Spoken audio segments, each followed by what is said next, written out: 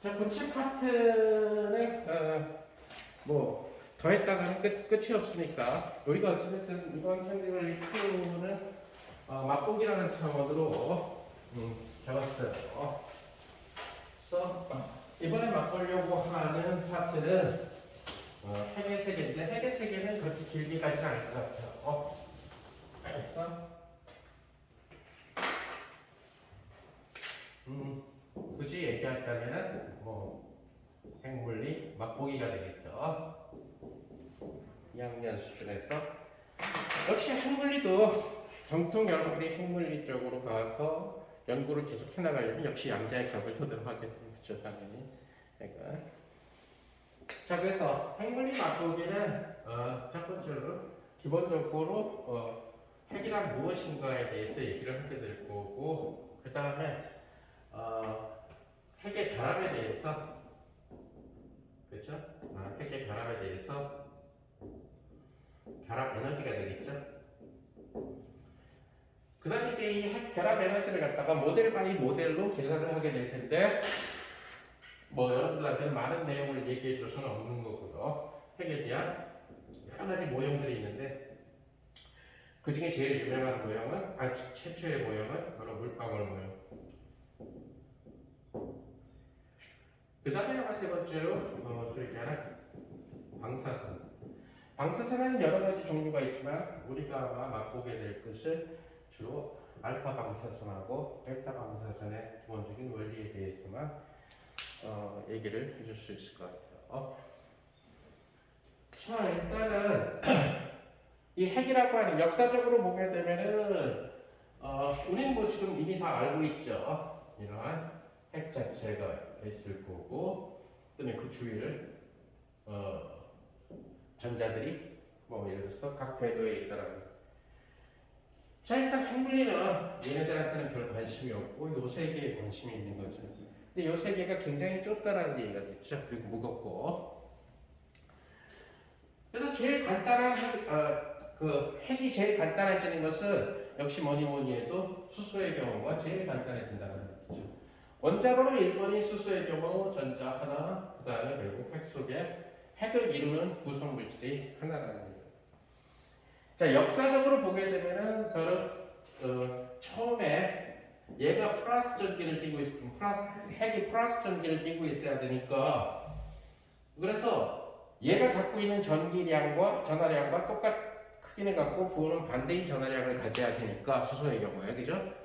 따라서 전자가 갖고 있는 전하량과 같은 크기를 갖고 있는 알갱이 하나가 있다고 생각한 것은 바로 이 핵이 있어야 된다는 실험을 처음 한 사람이 누구예요? 바로 러더포드죠. 러더포드는 뭐 물리학자지만 결국 노벨 화학상을 받았죠. 왜냐하면 당시 원자라고 하는 것은 화학의 분야였기 때문에 그래서 노벨 화학상을 받았지만은 뭐 그런 사람이 너무 많으니까.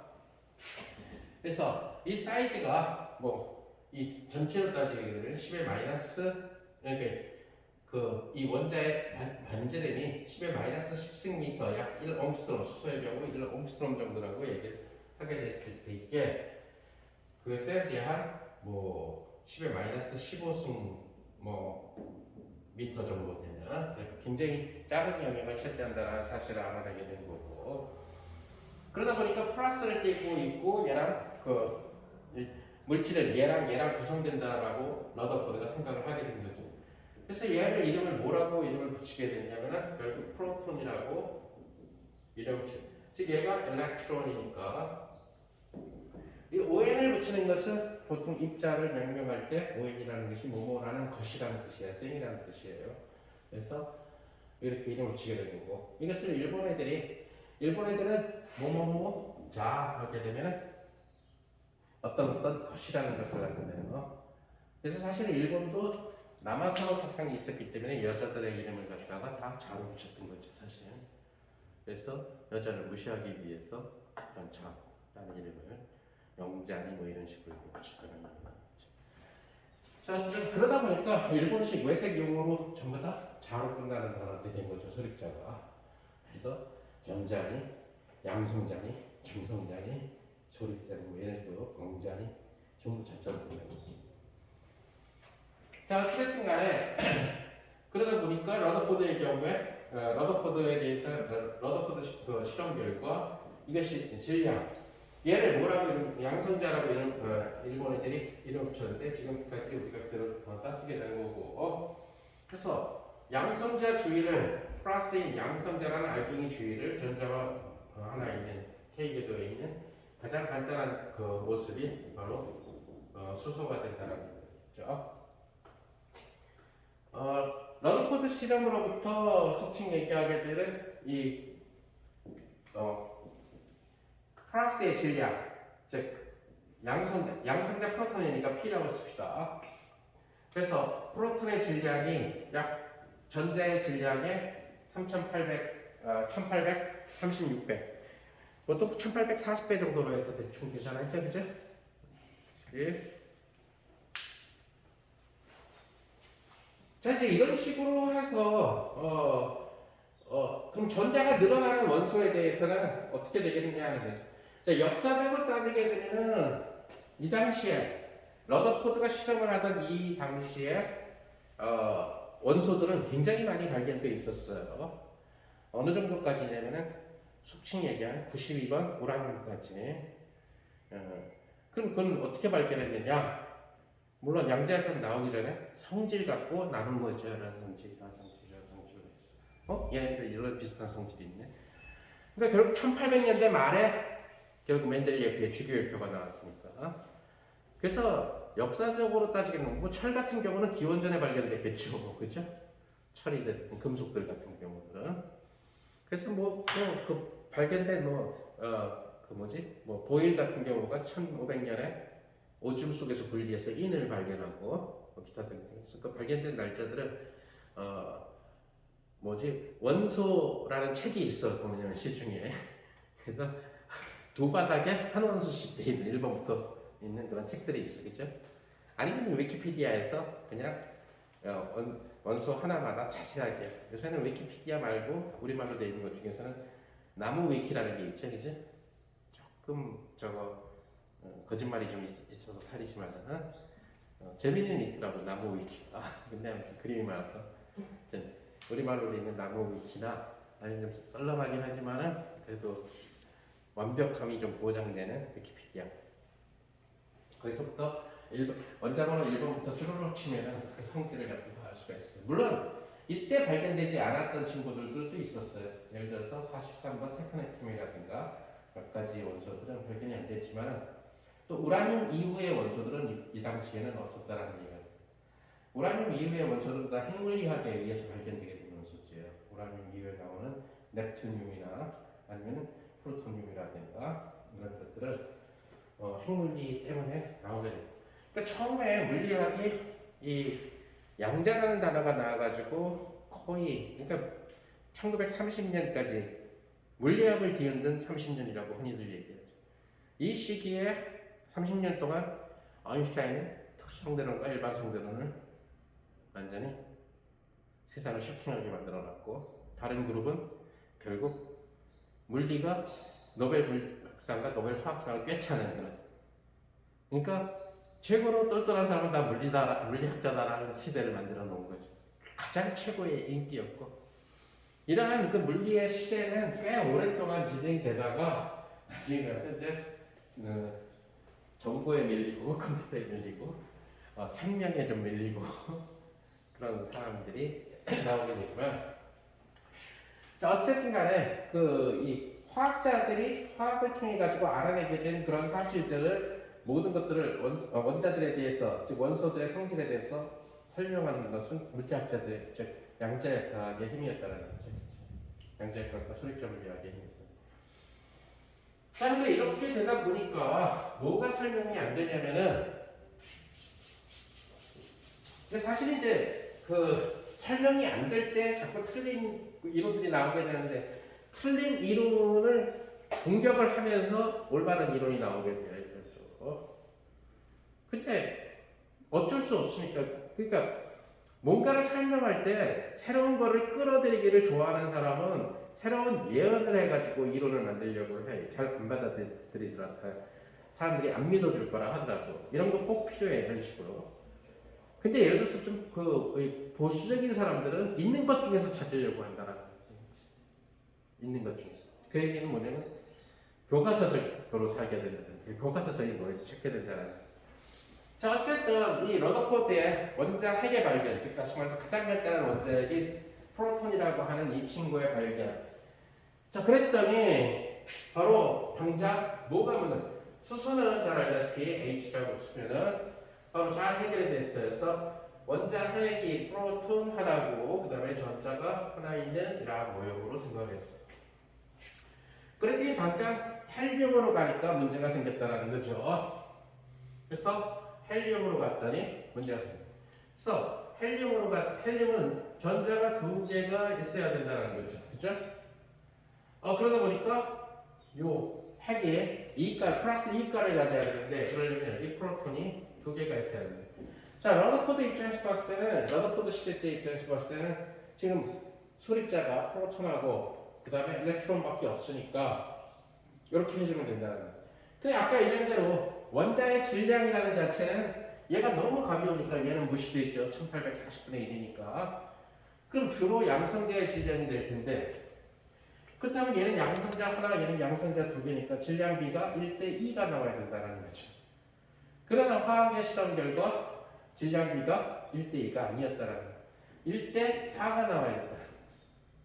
즉 수소의 원자량과 헬륨의 원자량 이런 것들은 이미 결국 베스벨의 법칙이라든가 아니면은 그 돌톤 이전의 시대 때 이전에 뭐냐면은 일정 성분비의 법칙이라든가 이런 것들이 다 원자량을 측정할 수 있었던 그런 화학에서의 화학의 시대죠. 그 시대가 라부아제부터 돌톤까지가 자, 그때 1대4가 나왔다는 거예요. 자, 근데 얘가 그럼 그러다 보니까 문제가 생겼다는 거예요. 그럼 여기서 중성자를 생각하면 되지 않느냐? 안 떠올랐다는 거죠, 사람들. 그러니까 양성자랑 질량이 똑같고 전기는 안 끼는 입자를 이때 생각했으면 대박이죠, 완전히. 근데 중요한 것은 이 시기에 1910년이라는 이 시기에 물론 그걸 떠올린 사람들도 있었을지도 몰라요. 정도인데 뭐 논문으로 냈는데 리젝트가 됐을 수도 있고 예를 들어서 우리는 지금 남아있는 기록들만 갖고 얘기할 수밖에 없으니까 그러다 보니까 그냥 프로톤을 4개를 넣게 되는 거죠. 그러니까 헬륨은 프로톤이 4개가 있다 이렇게 해서 핵 모양을 만들게 됩니다. 헬륨이 프로톤이 4개가 있으니까 그럼 전자 2개는 그럼 양자가 타겠다라면 핵 추이를 헬륨은 전자 2개만이 놓일 수가 있는데 파울리 베타 뭐 이런 것들. 근데 어떻게? 그러면 헬륨은 항상 플러스를 띄고 있느냐? 플러스가 더 넘치니까. 그러다 보니까 이제 궁여 지책으로 결국 마이너스 2개를 여기다 넣어주게 된 거죠. 그래서 핵 속에 전자가 있는 어설픈 모형이 나오게 된다. 그래서 얘를 갖다가 초창기에 뭐라고 했냐면은 플러스에 강한 양성자가 너무 껴안고 있어가지고 그죠? 플러스가 마이너스 핵 속에서 붙잡고 있으니까 너무 꽉 잡고 있어가지고 세근세근 엄마 품에 참 잘 자는 아이다. 슬리핑 일렉트론이라고 하는 것이 엄마가 나가지도 못하게 하고 계속 껴안고 있는 거죠. 다 태어난 아이에. 그래서 슬리핑 일렉트론의 개념을 갖다가 생각을 하고 그다음에 우리 눈에 보이게 되는 얘네들이다. 그러니까 아무 문제 없지 않냐. 마이너스 4개 플러스 4개 그리고 질량비 1대4 이런 식의 생각을 하게 됩니다. 그랬더니 이렇게 궁여지책으로 모델을 내놓으니까 또 자꾸 또 무슨 문제가 생기겠냐면 바로 동위원소에서 문제가 생긴다는 거죠.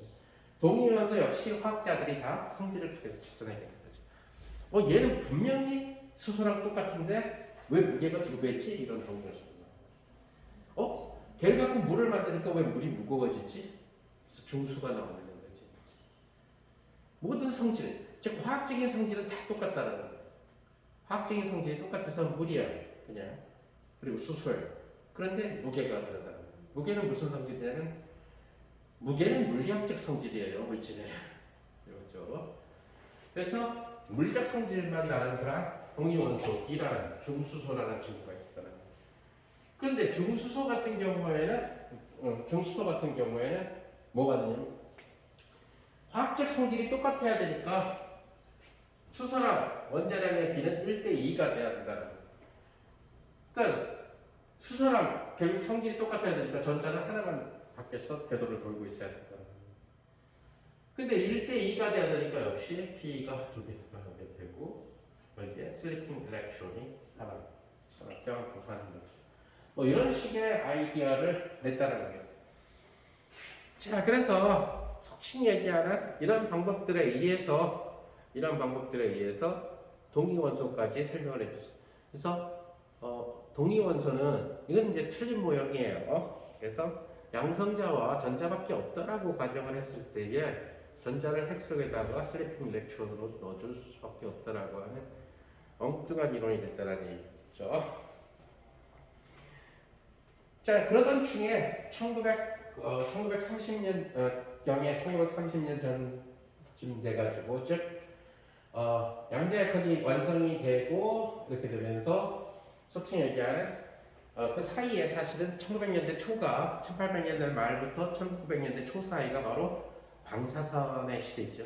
쉽게 얘기하면 영화 퀴리 부인이라는 마담 퀴리 최근에 나온 영화에서도 그 영화는 그 영화에 나오는 그 퀴리 부인이 그 여자가 진짜 퀴리 부인처럼 생겼더라고. 그 나중에 한번 관심 있으면 봐봐요. 아마 코로나 이전에 재작년에 개봉했다가 망한 걸로 알고 있는데 나는 재밌게 봤으니까. 그러니까 퀴리 부인하고 관련돼서 만든 것 중에서는 내가 보기에는 잘 만든 것 같아. 그 2년 전 개봉했던 영화가. 근데 뭐 잘 알다시피 원래 퀴리 부인 같은 경우 퀴리 부인도 방사선으로 노벨상을 받았고 그 딸과 사위도 방사선으로 노벨상을 받죠. 퀴리 부인은 천연 방사선으로 받고 자연 방사선으로 받고 딸과 사위는 인공 방사선으로 받게 됐죠. 일반적으로.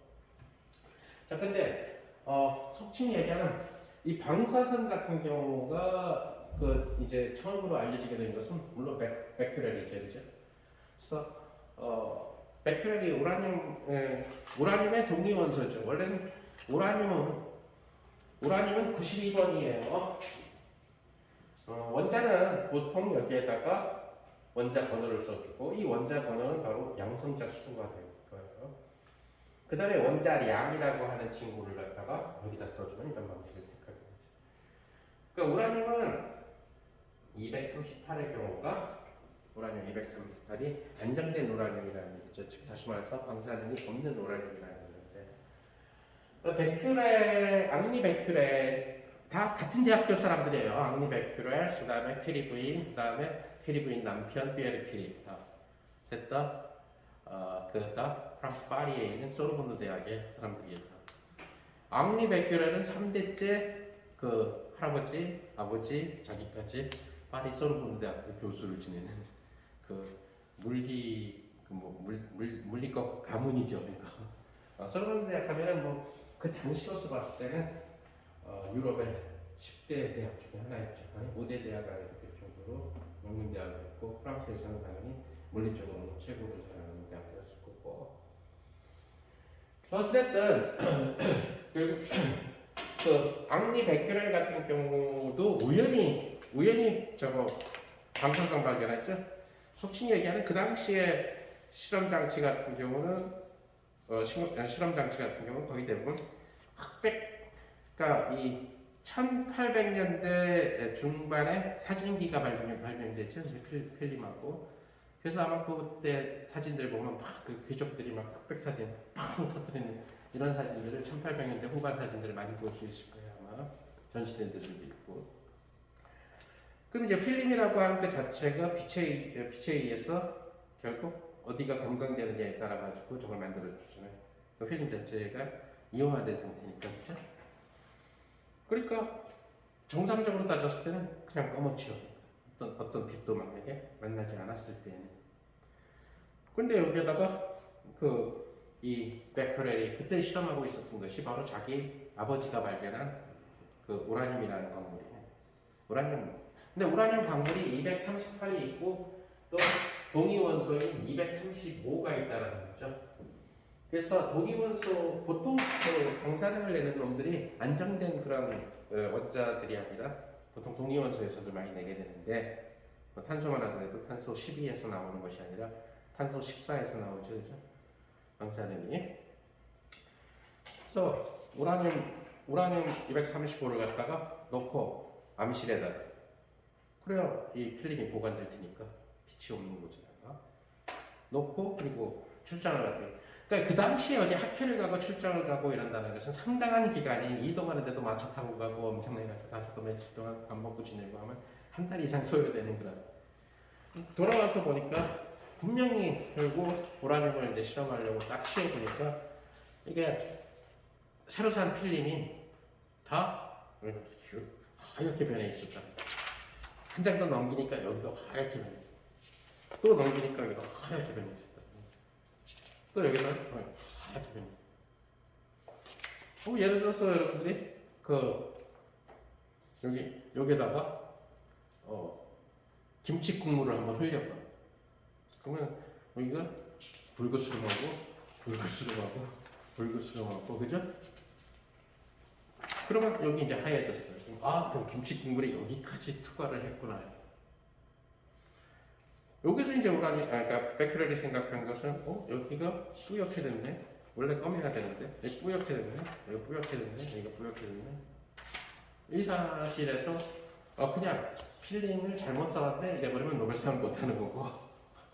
왜 그럴까 고민하다가, 이건 틀림없이 우라늄이라는 돌멩이에서 빛이 나왔다. 눈에 보이지 않는 빛이 나왔다.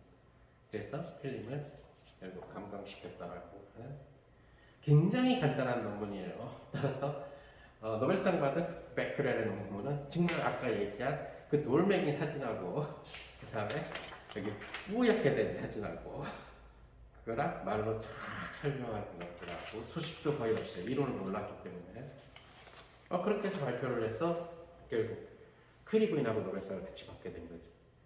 이제 퀴리 부인 같은 경우는 우라늄은 이미 알려진 거고 바로 아까 얘기한 대로 베큐렐 아버지가 발견한 광물이었고 그러다 보니까 혹시 우라늄 말고 또 다른 데서 나오는 것은 없을까? 이것을 있을 거라고 믿고 생각을 한 거죠. 그러니까 그동안 없었던 원소를 찾아보겠다라고 하는 도전을 하게 되는 거죠. 그러다 보니까 이 세상 많은 돌멩이들을 갖다가 모아서 방사능을 측정을 해보고 만약에 우라늄보다 센 방사능을 갖다가 내뿜는 놈이 있다면은 거기에서 얘네들을 분리시켜가지고 찾아내겠다라는 거죠. 새로운 방사능 물질을 갖다. 그러면 돌멩이를 사놨으니까 어디에서 나오는지 모르잖아. 걔네들이 워낙 방사능 내는 물질이 너무 작아서 나오는 거야. 그럴 때 걔네들이 하는 방법은 몇 년에 걸쳐서 우선 물리적 분쇄. 그래서 이건 뭘로 하면 돼요? 돌멩이니까 햄머로 부시면 되는 거죠. 방사능 체크했더니 안 나와. 그럼 이건 돌멩이야. 버리고 방사능 나왔어. 이 안에 있다는 얘기죠. 다시 분쇄. 그럼 방사능 안 나오면 돌멩이 버리고 요 안에 그러면 물리적 분쇄가 될 수 있는 데까지 하는 거죠. 물리적 분쇄가 될 수 있는 데까지 하는 것은 한계가 있다는 거죠. 분명히 이 안에 있는데 그 다음에 이 안에 있는 놈은 어떻게 찾아내느냐. 그 다음은 화학적인 방법이죠. 이 나머지 돌멩이는 주로 높은 온도에서 녹을 거고 틀림없이 방사능을 내는 물질은 금속 결정일 거다. 금속은 낮은 온도에서 녹을 거다. 그러니까 적당히 온도를 올려주면은 먼저 녹는 이 금속이 방사능 물질이 녹아서 물처럼 흘러나오는 거다. 우리가 철광석에서 철 분리해낼 때 쓰는 방법이죠. 일반적으로 돌멩이는 안 녹고 철만 녹아서 물이 흘러나오는 것처럼 바로 그 방법을 썼어. 그러면 흘러나왔어. 흘러나온 놈을 갖다가 다시 냉각시키면은 여기 순수 결정이 나타나는 거죠. 그게 바로 최초의 라듐 발견입니다. 라듐이나 폴로늄 같은 경우가. 그런 방법으로 노벨 물리학상과 화학상을 이제 거머졌다. 자, 어쨌든 그 방사능에 대한 그 얘기는 다음 시간에 조금 더 이어서 하고 그 다음에 중성자 발견 얘기로 해서 핵물리 쪽 얘기를 하는 걸로 합시다. 이게 뭐야?